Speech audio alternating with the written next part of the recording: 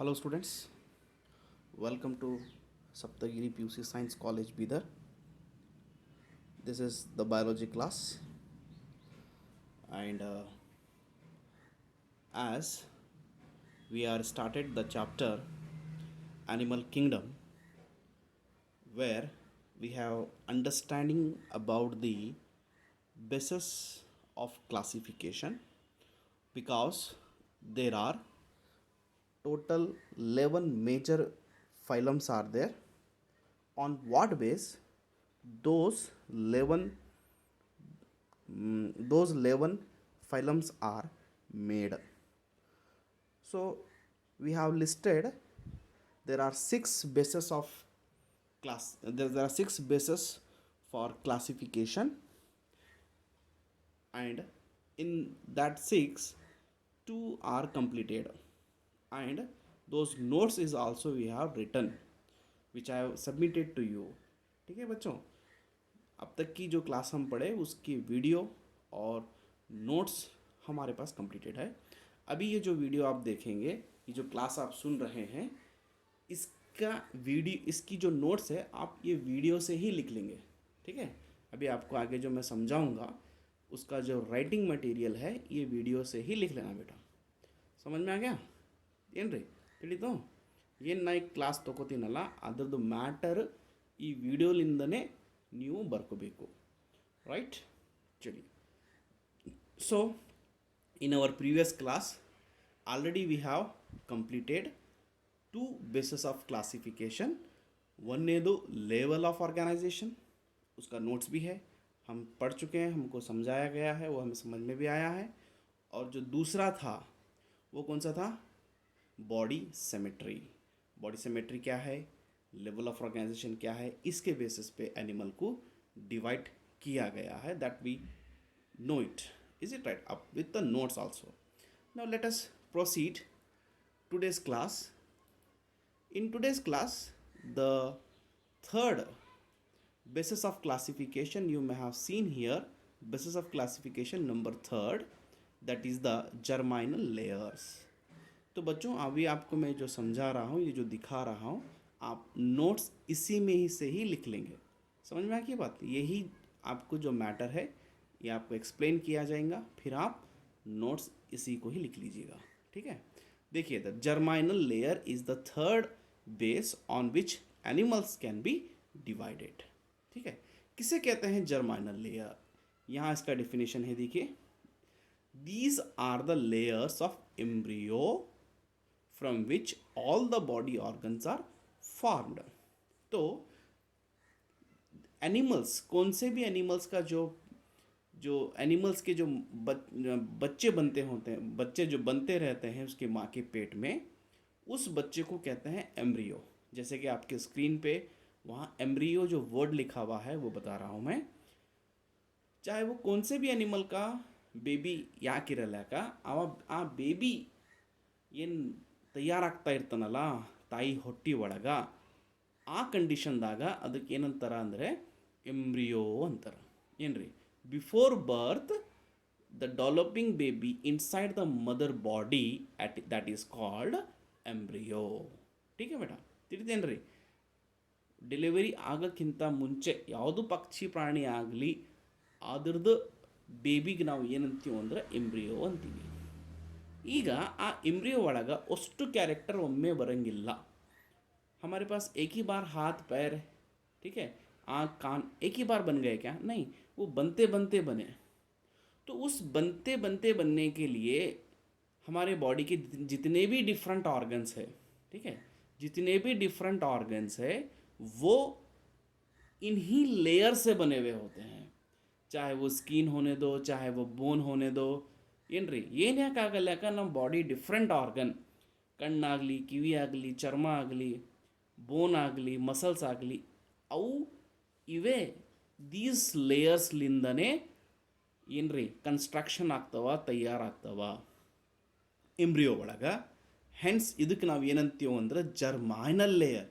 Germinal ಅಂದ್ರೆ production ಒಳ ಎಲ್ಲ ನಮ್ಮ ಬಾಡಿ ಪ್ರೊಡಕ್ಷನ್, ನಮ್ಮ ಬಾಡಿ ಏನು ರೆಡಿ ಆಗ್ತಲ್ಲ by this layer only. That's why we called germinal layers. ಏನ್ರಿ? So these layers of the embryo, जो बच्चे के जो लेयर्स होते हैं बिफोर डिलीवरी, इसमें से ही from which all the body organs तैयार ಆಗ್ತವ. ठीक है. On the basis of the number of germ layer, कितने जर्म लेयर है उसके आधार पर एनिमल्स को दो कैटेगरी में बांटा गया है.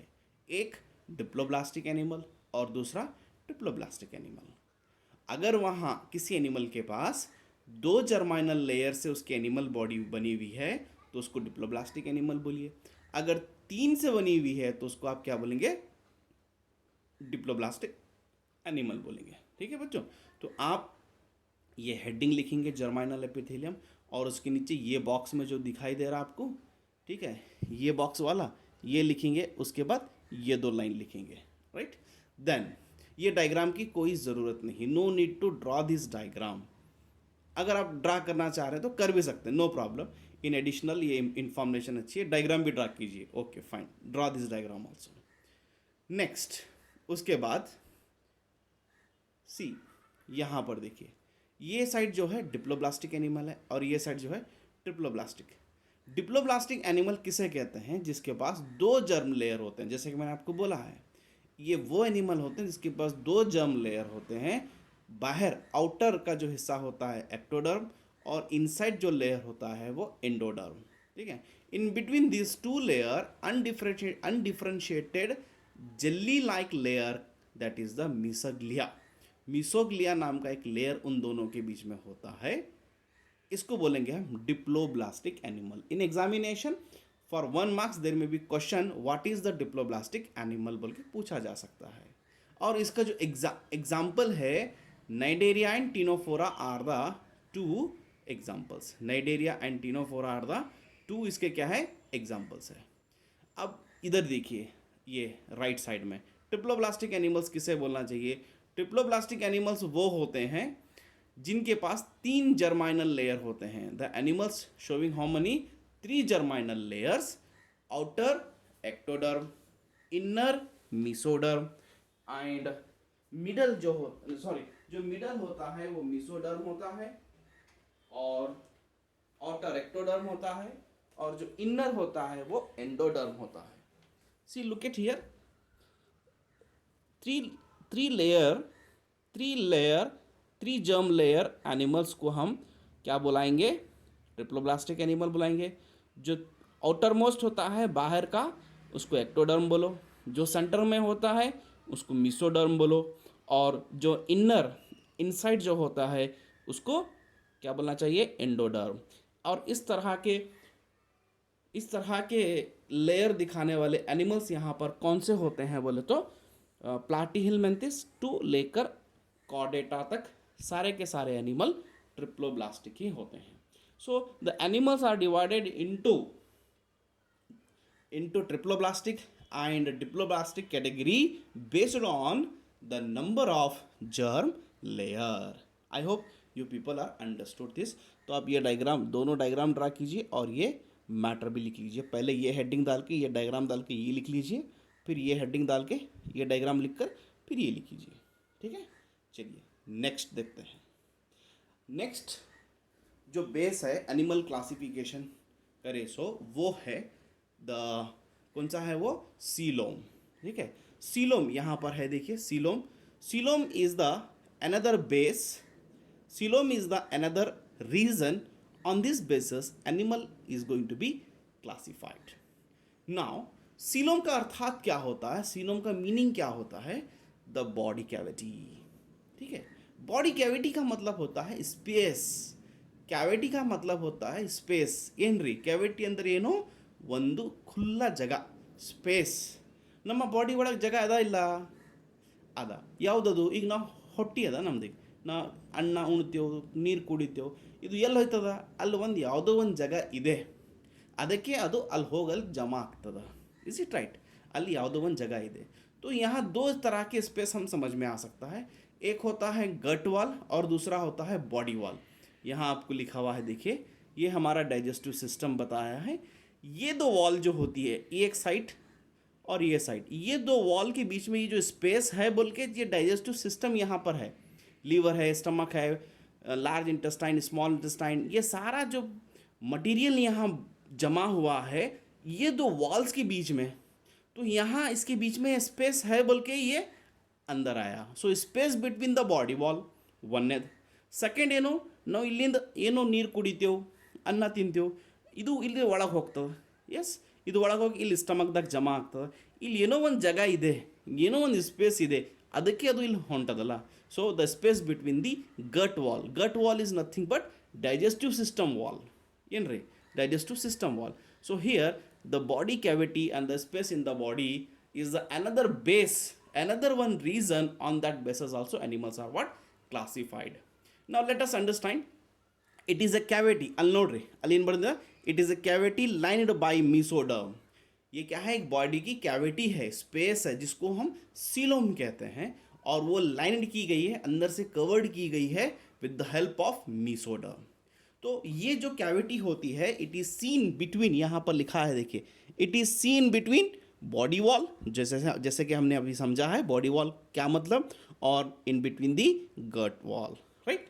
The coelom separate the muscles of gut and body wall के मसल्स को क्या है, सेपरेट रखता है. Based on the nature of coelom, वो किस प्रकार का नेचर है, या नमना नेचर ಇದೆ. Based on presence, based on nature of coelom, animals are classified into how many categories? 3 categories. 3 category में animal को divide किया गया है based on the nature of what? coelom. तो वहाँ 3 टाइप के animals वहाँ आपको दिखाई देंगे. एक होते हैं असेलोमेट, दूसरे होते हैं सूडोसेलोमेट, और तीसरे होते हैं सेलोमेट. असेलोमेट, सूडोसेलोमेट और coelomate. In examination for 1 marks any one will be ask in the examination. ठीक है, तो बच्चों आप ये हेडिंग डालिए, ये पॉइंट्स लिखिए, फिर ये लिख दीजिए. और वैसा तो कोई ज़रूरत नहीं है, लेकिन फिर भी आप ये डायग्राम और ये डायग्राम ड्रा कर सकते हैं. ये 2 डायग्राम की ज़रूरत नहीं है, just this one and this one you have to draw. Okay, अब हम इनके बारे में डिटेल में पढ़ेंगे. ये जो 3 जो दिख रहे हैं ना, ये 3 क्या है, असेलोमेट. अभी हमको पता चला कि सेलोम क्या है. सेलोम बॉडी कैविटी का नाम है, बॉडी के अंदर के स्पेस का नाम है. उसके नेचर के आधार पर 3 टाइप के एनिमल्स पाए जाते हैं. एक वो एनिमल होते हैं जिसको हम असेलोमेट कहते हैं, एक वो एनिमल होते हैं जिसको हम सूडोसेलोमेट कहते हैं, एक वो एनिमल होते हैं जिसको हम सेलोमेट कहते हैं. ठीक है, चलिए फाइन. देखिए बच्चों, पहले है असेलोमेट, यानी कि वहाँ उसके नीचे ही लिखा हुआ है देखिए, नो सेलोम. ये ऐसी एनिमल है जिसके पास कोई बॉडी कैविटी नहीं है. So the space between body wall and digestive cavity is filled with the matrix parenchyma से भरी हुई है. वहाँ कोई किस्म का स्पेस उनके बॉडी वॉल और गट वॉल के बीच में नहीं है. और ऐसे एनिमल पोरीफेरा से लेके प्लैटीहेलमिन्थेस तक इस तरह के एनिमल ही पाए जाते हैं. सूडोसेलोमेट यानी कि फॉल्स सेलोम, थोड़ा है और थोड़ा नहीं है. देखिए, here the body cavity is not lined by mesoderm. Cavity होती है लेकिन वो मीसोडर्म से लाइंड की गई नहीं होती है. मीसोडर्म इज स्कैटर्ड पैचेस, मतलब यहाँ वहाँ दिख रहा है, कंटिन्यूअस नहीं है, पैचेस उसके पाए जाते हैं. वैसे एनिमल्स होते हैं एस्केलमेंथेस, वैसे एनिमल्स एस्केलमेंथेस होते हैं. ट्रू. उसके बाद है देखिए सीलोमेट. सीलोमेट यानी कि ट्रू सेलोम, कन्फर्म उनके पास बॉडी कैविटी है. हियर ये वो एनिमल्स है, the coelom arise from the mesoderm. तो coelom is lined by peritoneal layer filled with the coelomic fluid. यहाँ पेरिटोनियल लेयर से वो कवर की गई है और उसके अंदर सीलोमिक फ्लूइड भी पाया जाता है. और कन्फर्म कैविटी, कन्फर्म स्पेस है, वैसे एनिमल को हम क्या बोलेंगे, सीलोमेट. और एग्जाम्पल आता है एनिलिडा से लेके कॉर्डेट तक, सारे animals belongs to this group only. ठीक है बच्चों, so I hope you people are understood this class. तो अभी आप उसके कंटिन्यूशन में, जैसे कि मैं आपको बता रहा हूँ, कंटिन्यूशन में ये नाम लिखेंगे, उसके आगे ये लिखेंगे, फिर ये नाम लिखेंगे, उसके आगे ये लिखेंगे, फिर ये नाम लिखेंगे, उसके आगे ये लिखेंगे. With this we have completed 4 bases of classification, and the 5th जो कि metamerism 6 notochord will be continue in our next class. ठीक है बच्चों, so till then thank you very much. आपको नोट्स मैं सेपरेट नहीं भेजता, ये नोट्स इसी में से वीडियो में से ही आपको नोट्स बनाना है। ठीक है, चलिए थैंक यू वेरी मच।